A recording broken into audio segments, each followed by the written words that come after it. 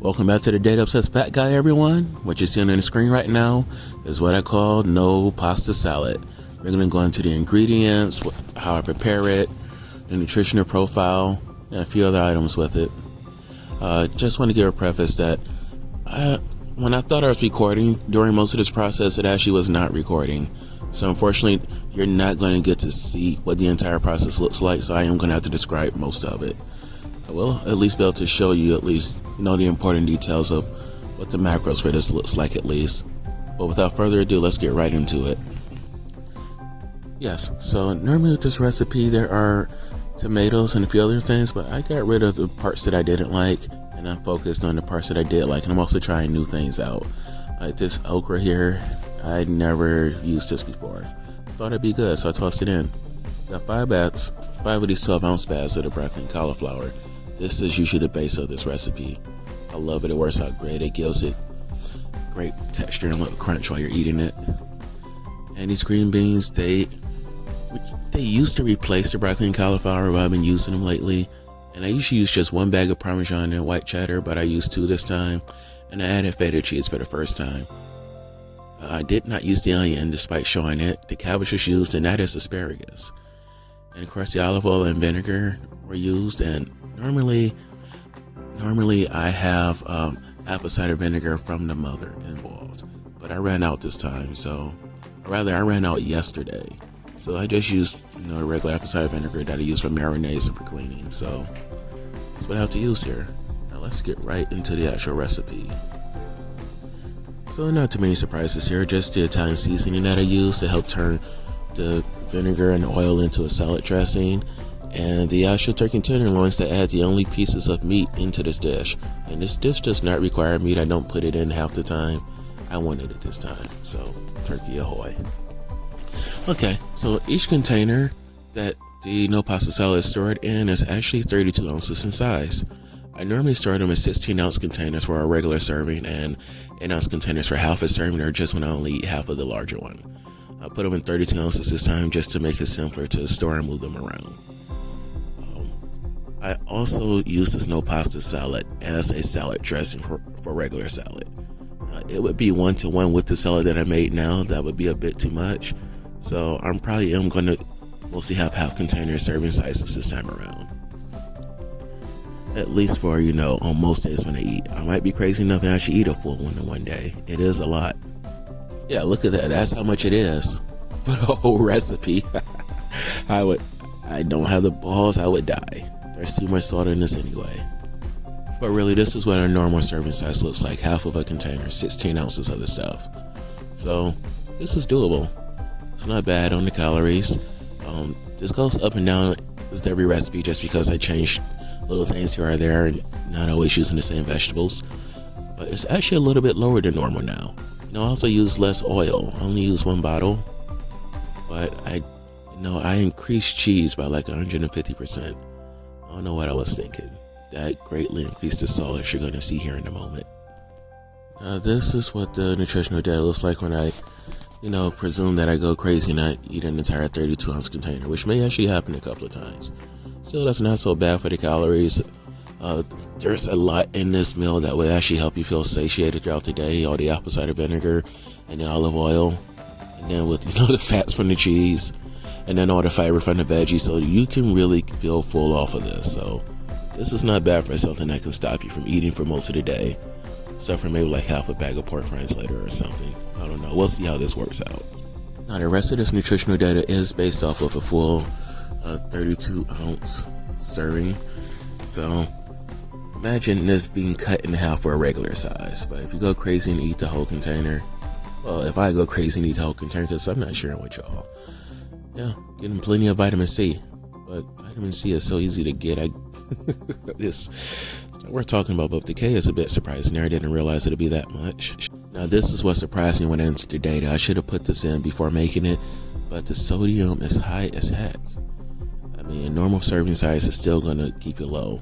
My personal limits aren't 1,500 milligrams for the day, but this is a lot of salt to take in, and most of it is actually not added salt. Most of it is actually just coming straight from the cheese. I mean, I do put a little bit of salt in the Italian dressing, but most of this salt is coming from the cheese. And I use way more cheese than I normally do. But I was feeling cheese love this time around. Well, yeah, we'll see how this plays out. I'm not going to get a heart attack from it. We're reading the salt fits, and it gives a lot of information about how we can really handle salt in our lives and diet. So it's all about how you do it. I think I can handle it well. Based upon the opinion that I've shared in many videos before, I feel you really shouldn't count the carbs in veggies. There are so many strong benefits with them that this should not be a factor in your daily carb consideration. Even so, the carbs are not so high in this recipe, so yeah, you can kick rocks. Only carbs that would be, an issue would be the ones from the cheese, but it would be so much lower in comparison to the vegetables. Vegetables are low calorie but high carbs, especially the cruciferous ones like the broccoli and the cauliflower. I used to hate them when I first started keto years ago, but then I started to love them once I figured out, it wasn't an issue. And of course, for any new people here, I am not doing keto now. I just focus on low carb, and low carb for me is trying to stay under 100 grams of carbs a day or less. And I'm trying to get the average back down to about 60 or 70. I've been hitting over lately, unfortunately. I was actually expecting it to have more fat due to all the cheese, but I'm guessing that high amount of saturated fat that there is from the cheese. I don't like taking that in when it's not in something like coconut oil or whatever, but there's so much fiber in this meal that I think it should not be an issue. And then I take in so much lemon juice. I got my lemon juice back in again, that it should help out with removing it. Lemon juice and a few other things like apple cider vinegar or whatever can help out with it. They're not perfect. You should minimize your consumption of saturated fats, but this doesn't seem to be too bad, especially since I won't be eating the whole container every time. Oh, this protein profile is sad. It's a lot of protein, but you're not getting much of any particular protein. Turkey is a weak protein to eat, especially the tenderloin that I like to eat. But I guess that's why, part and why I take those brewer's yeast pills and just have a diverse set of proteins here, with eggs, steak, and a few other things.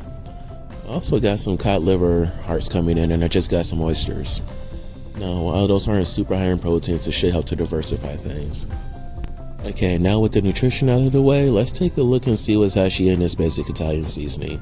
The recipe for which I got from Reddit and made a few changes to. And I wish that I had saved that Reddit post so that I can give that person the credit. I've been using this recipe over the years, and it is great. I mean, if you don't get the proportions right, or you don't mix things up well enough, it can taste just a little heavy, but otherwise this tastes just as good as any Italian seasoning that you can get at the store off of the rack, many others that you can get elsewhere. And it's the quality of the ingredients that you place in as well. This was one of the first times I ever mixed seasonings together, with the second time being when I made my own ramen seasoning. Also stole that from Reddit, and I've made many changes to it since then. But yeah, I like this. And I did use the Himalayan salt again. I was planning to use real salt this time, but I didn't. And the original recipe calls for using sugar. You see, I switched it out for allulose. Allulose has a mild carb blocking effect, so it's gonna be nice to see how that works with the NoPasta salad. Hey, maybe help to block some of those bad carbs, at least inhibit or slow down the absorption of carbs. Keep saying block, it's more so like in the presence of allulose, your body doesn't like to mess with carbs all that much. But it really depends upon the amount, or rather the balance of the carbs versus the allulose. And yeah, I don't have the footage from when I was baking or cutting the turkey tenderloin, but this is it. It baked in the oven for 50 minutes at 390 degrees. And it looks both beautiful and ugly in these pictures, but I am quite addicted to them. Staying in my diet. Okay, right here in the bowl, it's a mix of, chopped artichokes and the okra already. Oh, and the green beans as well. So what I did to cook them was that I blanched them in boiling water for about 3 to 4 minutes and tossed them into ice water. And the reason for that is, normally I do cook them. I boil them in the water for about 20 to 30 minutes to make a nice broth. But one, I don't need to make that broth into, even if I wanted to make the broth, I don't have much to put it in. I could make soup with it, of course, but I'm not in a soup mood right now. If I was, that's what I would have done. So that's why I only blanch. When you blanch your ingredients, you lose very little of the nutrients from within them. But when I was making broths before, it's like, yeah, I mean, the broths were just a side effect. I was tossing them out the very first time that I ever made this recipe. And that removes so much nutrition from what you're eating. So I started to save the broth and use it in soups and other recipes so that, hey, I can still get all the nutrition of the food that I bought. So even though this one meal doesn't have what it says it has, I'm getting whatever I've lost by using this broth elsewhere. But this time around, I lost a very minimal amount by just blanching, just cooking it shortly and then freezing, well, dropping it into ice water to stop the cooking process. And it's soft enough to chew right now, but over time, while it's sitting in the apple cider vinegar, usually by day 3 or 4, it becomes very salty and the taste becomes very saturated. I boiled the vinegar a bit to help out with that, so it should be much more edible, much more pleasing to eat almost right away. Well, really within 24 or 40 hours, not right away, just much quicker. And again, I use my past recipes and other recipes as a guideline for what to do. So my serving sizes are not always the same size, but I remake each recipe in this app in Cronometer as I go so that I can figure out what the serving sizes will be and what the nutrition will actually be. So I didn't know this was going to make 12 of these containers. I was actually expecting it to make a bit less, actually, maybe about 8 of these 32-ounce containers, but I got 12. And that was surprising. So technically I was going by original serving sizes. I really got 24. At 24, it's a bit of a problem because this only lasts good in the refrigerator for about 22 to 23 days. After that point, that's when things start to get mushy, and then you start to get spoilage around day 25 or 26. And with there being a turkey in this, that's really only good for about 21 to 22 days. So there are going to be days where I'm going to eat the entire container to help avoid that, or, oh no, maybe I should add extra salt or something to help preserve it, but there's plenty enough salt in it already. I gotta figure out how to send preservatives, but the way it is now, I mean, I think it's most as good as it gets, especially with all of the apple cider vinegar in it. The acetic acid should help to do its job. As you see, they're not completely submerged, so that is going to have a limited effect despite it being vinegar. So I don't know. Well, either way, a day or two I'm eating it all won't be so bad. Eat it straight, toss it on salad, do whatever you want. It can be a side, it can be your main dish. I love this recipe. I love this dish. And I do need to give many props to Nadine for this recipe.